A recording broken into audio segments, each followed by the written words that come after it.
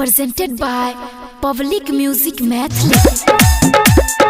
Mixed by Bipin Divana. Music by DJ Lal Babu Raj. दिल करके कथी लगाना छपजड़ी से दिल करके कथी लगाना छपजड़ी से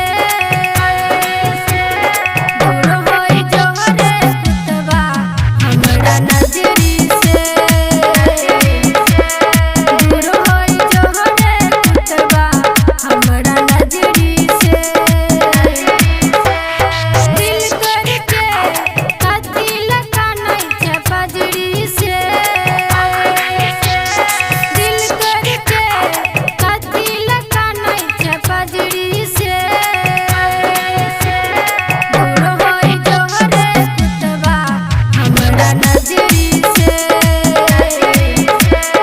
दूर होई जोहरे कुतबा हमरा नजरी से Public Music Mathli. Music by DJ Lal Babu Raj. रहियो तोरे खास रे तोरा लेके सहबास रे मन मर्जी करके रे कुतबा दोसरे के गेले पास रे रहियो तोरे खास रे तोरा लेके सहबास रे मन मर्जी करके रे कुतबा दोसरे के गेले पास रे जाई छिया हंसरी लगाई रसड़ी से जाई छिया हंसरी लगाई रसड़ी से दूर होई जोहरे कुतबा हमरा नजरी से दूर होई जोहरे कुतबा हमरा नजरी से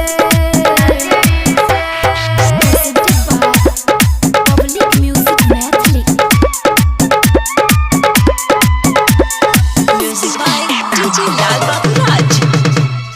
तोरे याद में कान छियो कुतवारे से जीवन चूड़ी चले के गेलही रे कुतबा हमरा करे जीवन तोरे याद में कान छियो कुतवारे से जीवन चूड़ी चले के गेलही रे कुतबा हमरा करे जीवन राइटर इंदर कहै छौ बात करै छौ पतरकी से